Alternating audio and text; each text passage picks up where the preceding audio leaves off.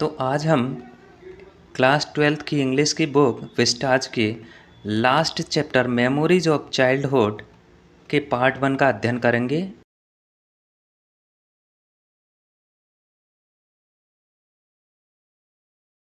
ये जो कहानी है लेखक के बारे में ही है और वो एक महिला हैं।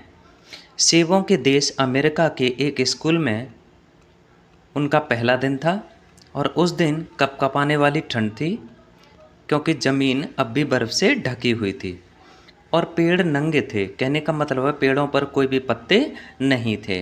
तभी नाश्ते के लिए एक बड़ी सी घंटी बजी और उसकी तेज खनकदार आवाज़ ऊपर घंटाघर से कड़कड़ाती हुई हमारे कानों से टकराई। नंगे फर्श पर जूतों की कटकट पैदा करने वाली आवाज़ हमें परेशान कर रही थी। कठोर आवाज़ों की लगातार टकराहट और अंग्रेजी में धीरे धीरे बात करती कुछ लड़कियां एक अस्त व्यस्तता की स्थिति बना रही थीं। यानी वो अंग्रेजी में बात कर रही थी और लेखक को वो समझ में नहीं आ रही थी क्योंकि ये सारी घटना अमेरिका की है, जिससे मैं अपने आप को कसकर बंधी हुई महसूस कर रही थी। हालांकि मेरी आत्मा अपनी खोई हुई आज़ादी के लिए संघर्ष में झटपटा रही थी, परंतु सब कुछ व्यर्थ था। फिर हमारे पीछे एक पीले चेहरे मतलब एक गोरी और सफ़ेद बालों वाली महिला आ गई। मुझे लड़कियों की एक लाइन में लगा दिया, वो लाइन जो भोजन कक्ष की को और अंदर जा रही थी। और ये भारतीय लड़कियां थीं, इंडियन गर्ल थीं। उन्होंने टाइट जूते और बहुत कसे कपड़े पहन रखे थे। छोटी लड़कियां पूरी बाहों के एप्रन, जो कि एक प्रकार का कपड़ा होता है, वो पहने हुए थीं और उनके बाल छोटे कटे हुए थे। और जैसे ही मैं अपने नरम फ्लैट जूतों में बिना शोर किए चली, मैंने खुद को फर्श पर गिरता महसूस किया।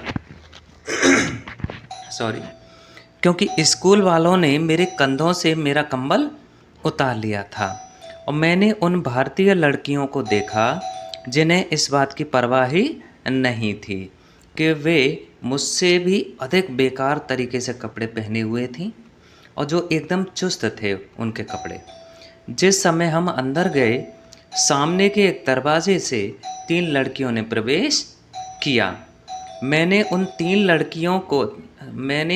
लड़कों को देखने के लिए नज़र दौड़ाई जो हमारी पार्टी में आए थे। मैंने उन्हें पिछली पंक्ति में ढूंढ लिया। वे भी उतने ही असहज यानी घबराहट महसूस कर रहे थे, तीनों लड़के, जितना कि मैं घबराहट महसूस कर रही थी। फिर एक छोटी घंटी बजी और प्रत्येक शिष्य ने मेज़ के नीचे से एक कुर्सी खींच ली और मैंने सोचा शायद यह क्रिया का यानी इस क्रिया का अभिप्राय बैठने के लिए था। उसने ये समझा कि ये घंटी बैठने के लिए बजी थी। मैंने अपनी कुर्सी बाहर खींची और तुरंत एक ओर से उस पर बैठ गई।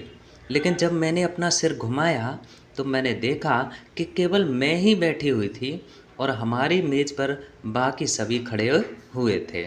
और जैसे ही मैं शर्माते हुए अपने चारों ओर देखते हुए उठने लगी, यह देखने के लिए कि उन कुर्सियों का प्रयोग किस प्रकार करना है, एक दूसरी घंटी बजी तभी और सभी बैठ गए और मुझे फिर धीरे से अपनी कुर्सी पर बैठना पड़ा।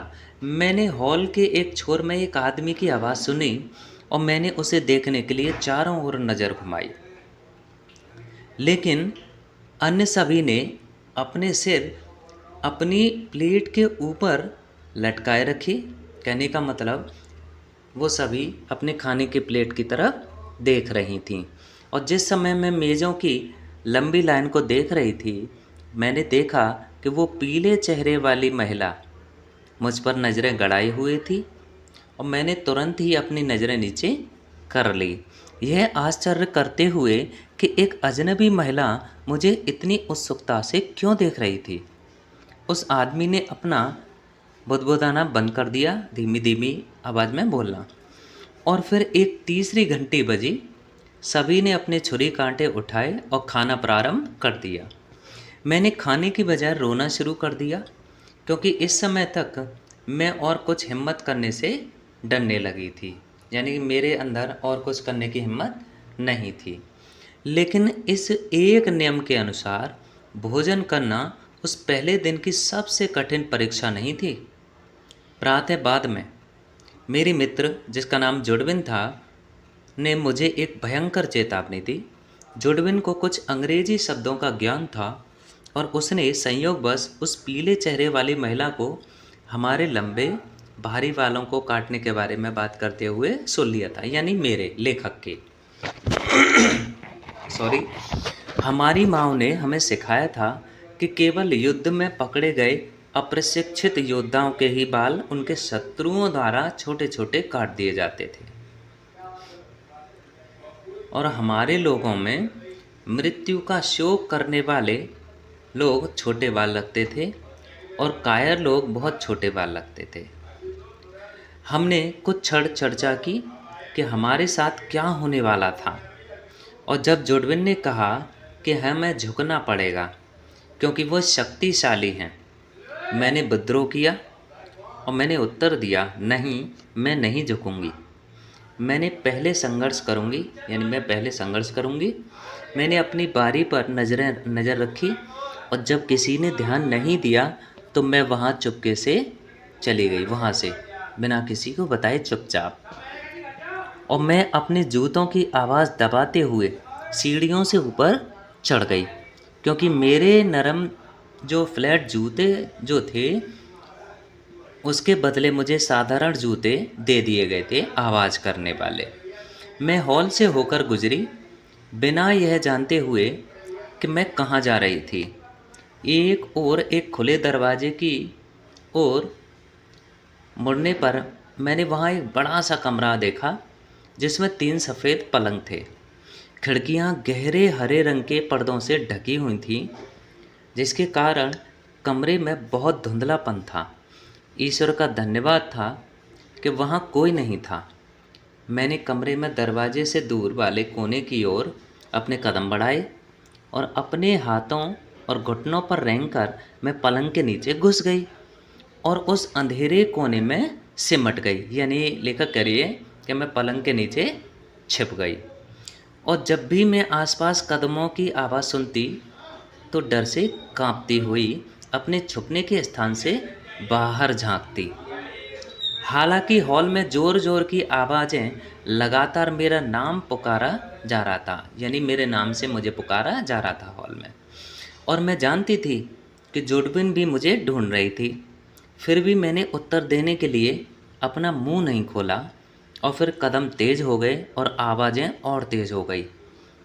आवाज़ें पास और पास आती गईं। महिलाओं और लड़कियों ने कमरे में प्रवेश कर लिया, यानी उसी कमरे में वो आ गईं। मैंने अपनी सांसें रोक ली और वे सभी अलमारियों के दरवाजे खोलते हुए और बड़े बड़े संदूकों के पीछे झांक रही थी, मुझे ढूंढ रही थी वो। किसी ने पर्दे ऊपर उठा दिए और कमरा अचानक रोशनी से भर गया। मैं नहीं जानती कि उन्होंने झुककर पलंग के नीचे किस कारण देख लिया। मुझे बाहर घसीटा जाना याद है, जब मुझे घसीट कर बाहर लाया गया। हालांकि मैंने उग्रता से पैर पटकते हुए और खरोंचते हुए विरोध किया, अपनी पूरी ताकत लगा देने के बावजूद मुझे सीढ़ियों से नीचे ले जाया गया और एक कुर्सी पर कस कर बांध दिया, और मैं पूरे समय अपना सिर हिलाती हुई जोर से चिल्लाती रही जब तक कि मैंने अपनी गर्दन पर कैंची के ठंडे ब्लेड्स को महसूस नहीं किया। कहने का मतलब है अब लेखक के बाल काटने जा रहे थे और उन्हें मेरी एक मोटी चोटी कुतरते हुए नहीं सुना। फिर मेरा जोश ठंडा पड़ गया। जिस दिन से मुझे मेरी माँ के पास ले जाया माँ के पास से लेकर आया गया था, मैंने अत्यधिक अपमान झेले थे। कहने का मतलब ये है, लेखक कह रही हैं कि जब से मुझे मेरी माँ के घर से लाया गया यहाँ पर, मैंने बहुत से अपमान झेले और लोगों ने मुझे घूर कर देखा था। मुझे किसी कठपुतली की तरह हवा में उछाला गया और अब मेरे बाल किसी कायर की तरह छोटे छोटे काट दिए गए थे। अपनी पीड़ा में मैं अपनी माँ के लिए कराही लेकिन कोई भी मुझे सांत्वना देने नहीं आया। कोई भी किसी ने भी मुझे नहीं समझाया, जैसे कि मेरी अपनी माँ मुझे समझाया करती थी। क्योंकि अब मैं किसी चरवाहे द्वारा हाँके जाने वाले बहुत से छोटे-छोटे पशुओं में से एक पशु मात्र थी। तो आशा करता हूँ आज की ये वीडियो आपके लिए काफ़ी हेल्पफुल रही होगी। और वीडियो अच्छी लगी हो तो वीडियो को प्लीज़ लाइक करें और चैनल को सब्सक्राइब करना ना भूलें, क्योंकि ऐसी ऐसी छोटी छोटी वीडियो मैं आपके लिए लाता रहता हूँ समय समय पर। और कोशिश यही रहती है कि बिल्कुल सामान्य भाषा में, हिंदी में आपके लिए स्टोरी लाऊं। धन्यवाद।